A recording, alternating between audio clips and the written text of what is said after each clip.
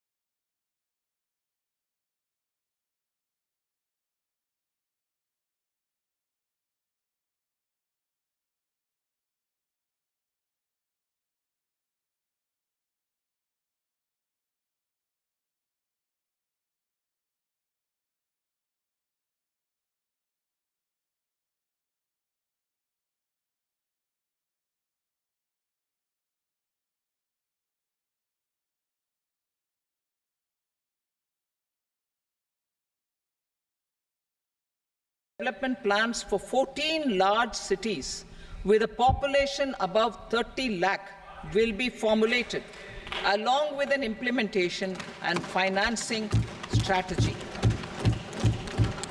Urban housing. Under the PM Awas Yojana, Urban 2.0, housing needs of 1 crore urban poor and middle-class families will be addressed with an investment of 10 lakh crore rupees. This will include the central assistance of 2.2 lakh crore rupees in the next 5 years. A provision of interest subsidy to facilitate loans at affordable rates is also envisaged. In addition, enabling policies and regulations for efficient and transparent rental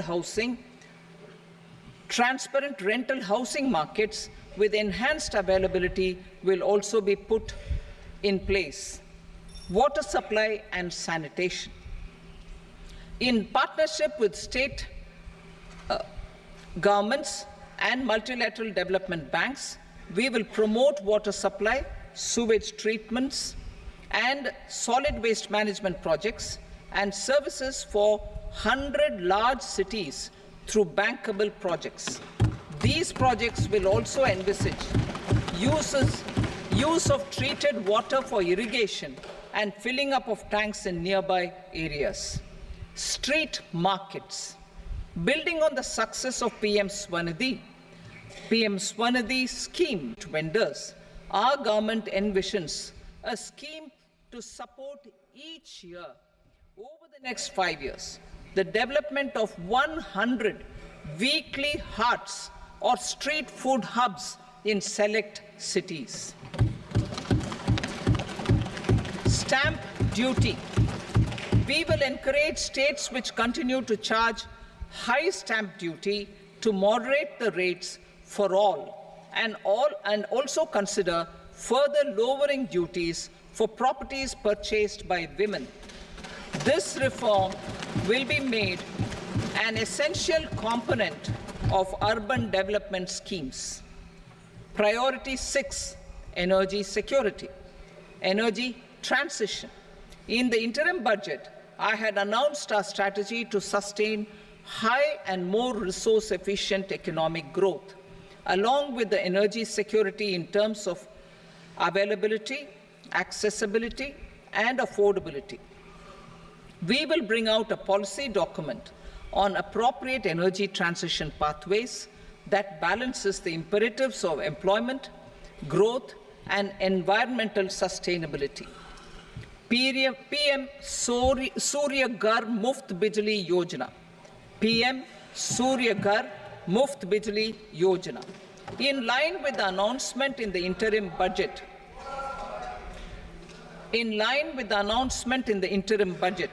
PM Surya Ghar Muft Bijli Yojana has been launched to install rooftop solar plants to enable 1 crore households obtain free electricity up to 300 units every month. The scheme has generated remarkable response with more than 1.28 crore registrations and 14 lakh applications, and we will further encourage it. Pumped storage policy. A policy for promoting pumped storage projects will be brought out for electricity storage and facilitating smooth integration of the growing share of renewable energy with its variable and intermittent nature in the overall energy mix. Research and development of small and modular nuclear reactors. Nuclear energy is expected to form a very significant part of the energy mix for Vikasit Bharat. Towards that pursuit, our government will partner with the private sector for 1. Setting up Bharat Small Reactors, 2. Research and development of Bharat Small Modular Reactor, and 3. Research and development of newer technologies for nuclear energy. The R&D funding announced in the interim budget will be made available for this sector also. Advanced ultra supercritical thermal power plants. The development of indigenous technology for advanced ultra supercritical thermal power plants with much higher efficiency has been completed. A joint venture between NTPC and BHEL will set up a full-scale 800 megawatt commercial plant using AUSC technology. The government will provide the required fiscal support. Moving forward, development of indigenous capacity for the production of high-grade steel and other advanced metallurgy materials for these plants will result in strong spin-off benefits for the economy. Roadmap for hard-to-abate industries. A roadmap for moving the hard-to-abate industries from energy efficiency targets to emission targets will be formulated. Appropriate regulations for transition of these industries from the current perform, achieve, and trade mode to Indian carbon market mode will be put in place. Support to traditional micro and small industries. An investment-grade energy audit of traditional micro and small industries in 60 clusters, including brass and ceramic, will be facilitated. Financial support will be provided for shifting them to cleaner forms of energy and implementation of energy efficiency measures. The scheme will be replicated in another 100 clusters in the next phase. Priority 7, infrastructure investment by central government. Significant investment the central government has made over the years in building and improving infrastructure has had a strong multiplier effect on the economy. We will endeavor to maintain strong fiscal support for infrastructure over the next 5 years in conjunction with imperatives of other priorities and fiscal consolidation. This year, I have provided 11,11,111 crore rupees for capital expenditure. This would be 3.4% of our GDP. Infrastructure investment by state governments. We will encourage states to provide support of similar scale for infrastructure, subject to their development priorities. A provision of 1.5 lakh crore rupees for long-term interest-free loans have been made this year also to support the states in their resource allocation. Private investment in infrastructure. Investment in infrastructure by private sector will be promoted through viability gap funding and enabling policies and regulations. A market-based financing framework will be brought out. Pradhan Mantri Gram Sadak Yojana, Phase 4 of the PMGSY will be launched to provide all-weather connectivity to 25,000 rural habitations, which have become eligible in view of their population increase. Irrigation and flood mitigation. Bihar has frequently suffered from floods, many of them originating outside the country.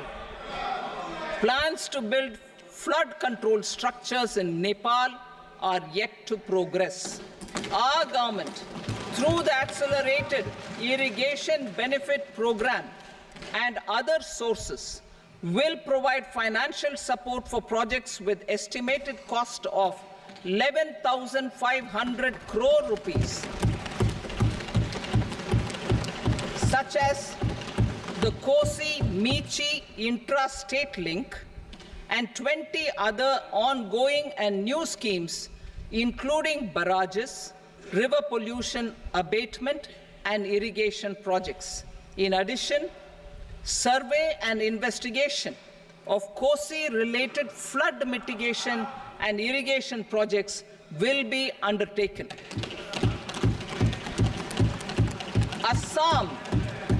Assam grapples with floods every year by the Brahmaputra River and its tributaries originating outside India. We will provide assistance to Assam for flood management and related projects.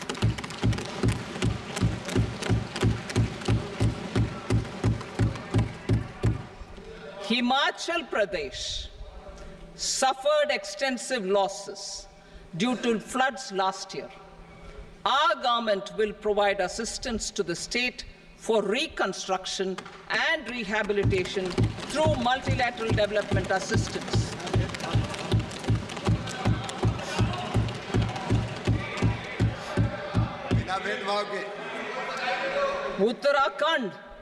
Uttarakhand too suffered losses due to cloudbursts and massive landslides. We will provide assistance to the state. Recently, Sikkim witnessed devastating flash floods and landslides that wreaked havoc across the state. Our government will provide assistance to the state. Tourism has always been a part of our civilization. Our efforts in positioning India as a global tourist destination will also create jobs, stimulate investments, and unlock economic opportunities for other sectors. In addition to the measures outlined in the interim budget, I propose the following measures. Vishnupad Temple at Gaya and Mahabodhi Temple at Bodh Gaya in Bihar are of immense spiritual significance. Comprehensive development of Vishnupad Temple corridor and Mahabodhi temple corridor will be supported, modeled on the successful Kashi Vishwanath temple corridor to transform them into world-class pilgrim and tourist destinations. Rajgir holds immense religious significance for Hindus, Buddhists and Jains. The 20th Tirthankara Muniswarata temple in the Jain temple complex is ancient. The Saptarishi or the 7 hot springs form a warm water Brahmkund that is sacred. A comprehensive development initiative for Rajgir will be undertaken. Our government will support the development of Nalanda as a tourist center, besides reviving Nalanda University to its glorious stature. Odisha's scenic beauty, temples, monuments, craftsmanship, wildlife sanctuaries, natural landscapes, and pristine beaches make it an ultimate tourism destination. Our government will provide assistance for their development to Odisha as well. Priority 8, innovation, research and development. We will operationalize the Anusandhan National Research Fund for basic research and prototype development.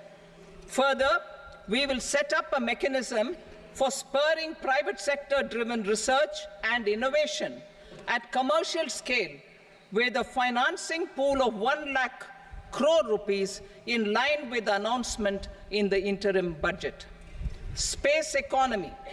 With our continued emphasis on expanding the space economy by 5 times in the next 10 years, a venture capital fund of 1,000 crore rupees will be set up.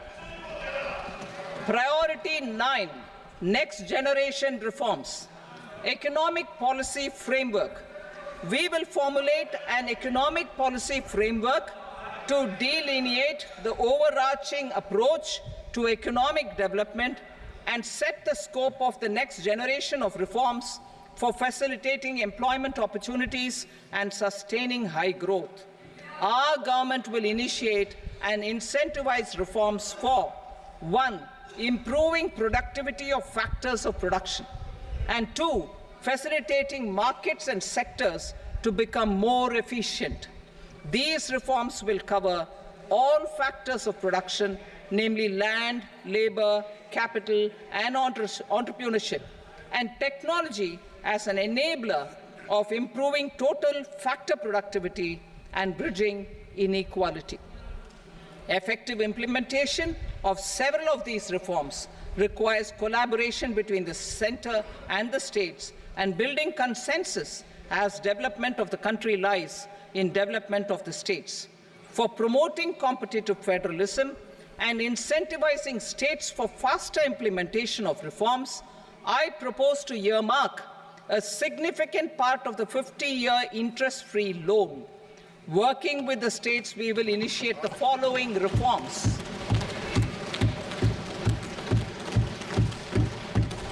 Land-related reforms and actions, both in the rural and urban areas, will cover land administration, will cover 1. Land administration, planning and management, and 2.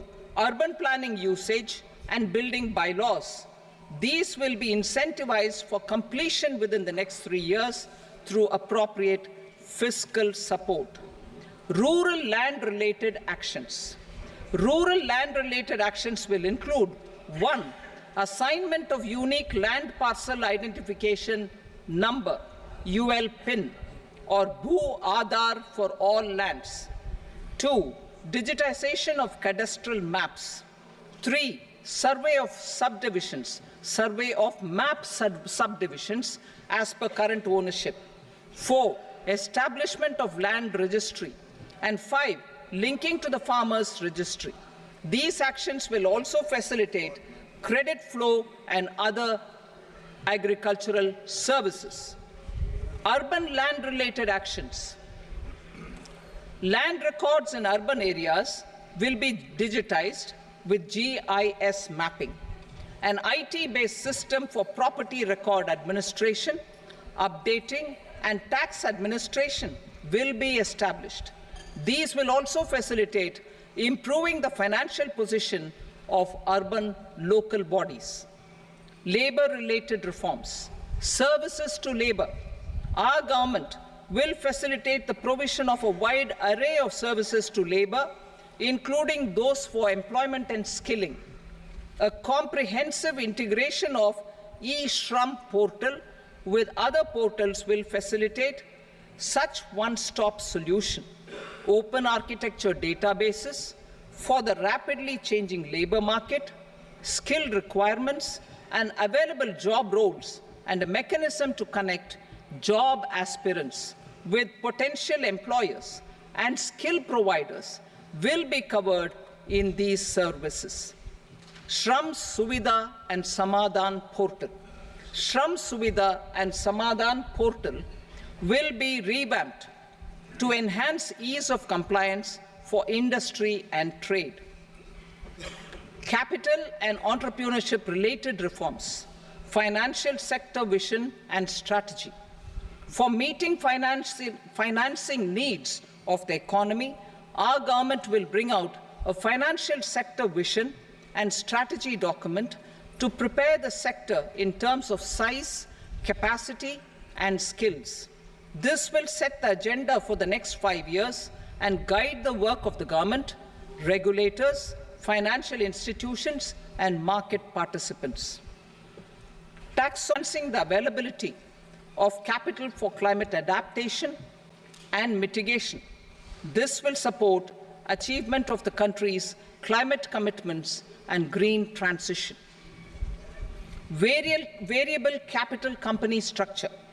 We will seek the required legislative approval for providing an efficient and flexible mode for financing leasing of aircrafts and ships and pooled funds of private equity through a variable company structure. Foreign direct investments and overseas investment. The rules and regulations for foreign direct investment and overseas investments will be simplified to 1. Facilitate foreign direct investments, 2. Nudge prioritization, and 3. Promote opportunities for using Indian rupee as a currency for overseas investment. NPS Vatsalya. NPS Vatsalya, a plan for contribution by parents and guardians for minors, will be started. On attaining the age of majority, the plan can be converted seamlessly into a normal NPS account. Use of technology.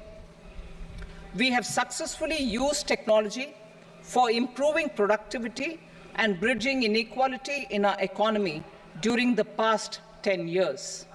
Public investment in digital infrastructure and innovations by the private sector have helped in improving access of all citizens, particularly the common people, to market resources, education, health, and services. We will step up adoption of technology towards digitalization of the economy. Ease of doing business. For enhancing ease of doing business, we are already working on the Jan Vishwas Bill 2.0. Further, states will be incentivized for implementation of the business reforms, action plans, and digitalization. Data and statistics. For improving data governance, collection, processing and management of data and statistics, different sectoral databases, including those established under the Digital India Mission, will be utilized with active use of technology tools. New pension scheme. The committee to review the NPS has made considerable progress in its work. I am happy to I'm happy that the staff side of the National Council of the Joint Consultative Machinery for Central Government Employees has taken a constructive approach. A solution will be evolved which addresses the relevant issues while maintaining fiscal prudence to protect the common citizens. Budget estimates for 24-25. For the year 24-25, total receipts other than borrowings and the total expenditure are estimated at 32.07 lakh crore rupees and 48.21 lakh crore rupees respectively. The net tax receipts are estimated at 25.83 lakh crore rupees. The fiscal deficit is estimated at 4.9% of the GDP. The gross and the net market borrowings through dated securities during 24-25 are estimated at 14.01 lakh crore rupees and 11.63 lakh crore rupees respectively. Both will be less than that in 23-24. The fiscal consolidation path announced by me in 2021 has served our economy very well, and we aim to reach the deficit below 4.5% next year. The government is committed to staying the course. From 2026-27 onwards, our endeavor will be to keep the fiscal deficit each year such that the central government's debt will be on a declining path as percentage of GDP. I will now move to Part B.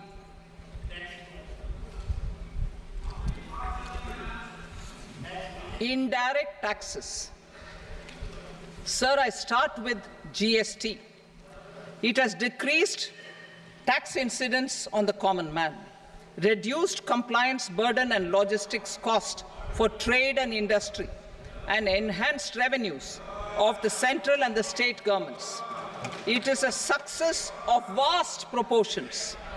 To multiply the benefits of GST, we will strive to further simplify and rationalize the tax structure and endeavor to expand it to the remaining sectors.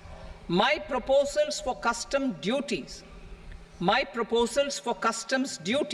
intend to support domestic manufacturing, deepen local value addition, promote export competitiveness, and simplify taxation while keeping the interest of the general public and consumers surmount. In Budget 22-23, we reduced the number of customs duty rates. I propose to undertake a comprehensive review of the rate structure over the next 6 months to rationalize and simplify it for ease of trade, removal of duty inversion, and reduction of disputes. I shall now take up sector-specific customs duty proposals. Medicine and medical equipments. To provide relief to cancer patients, I propose to fully exempt 3 more medicines from customs duties.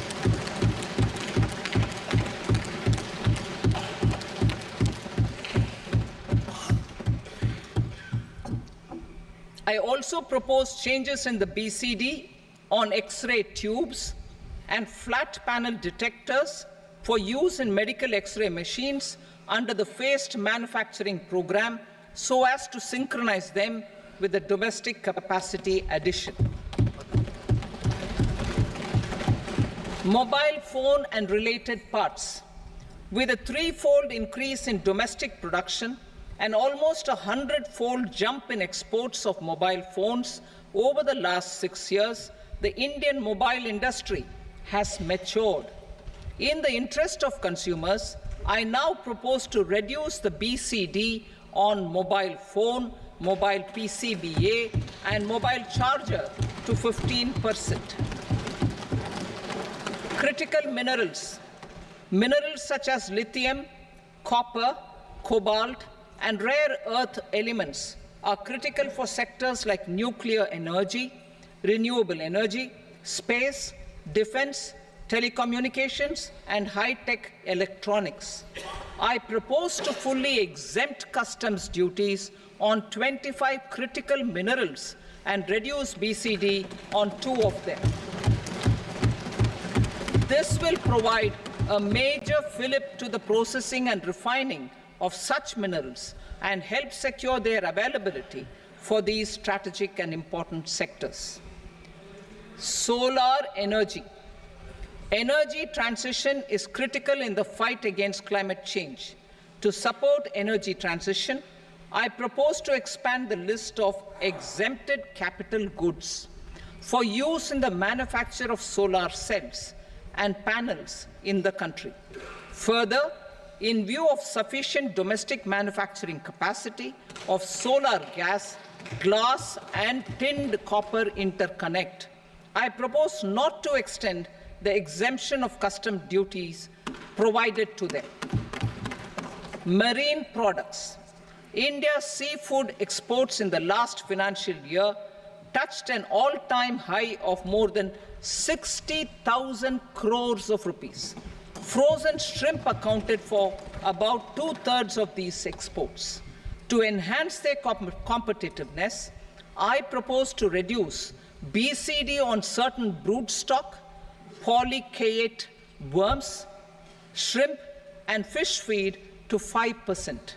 I also propose to exempt customs duty on various inputs for manufacture of shrimp and fish feed.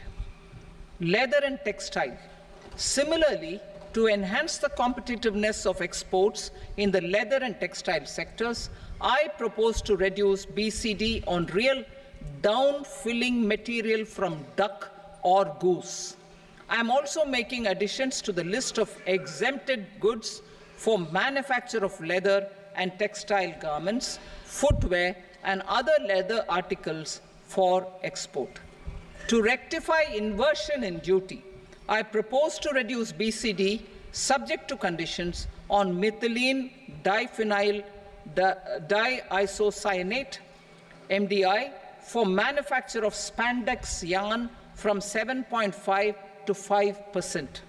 Furthermore, the export duty structure on raw hides, skin, and leather is proposed to be simplified and rationalized.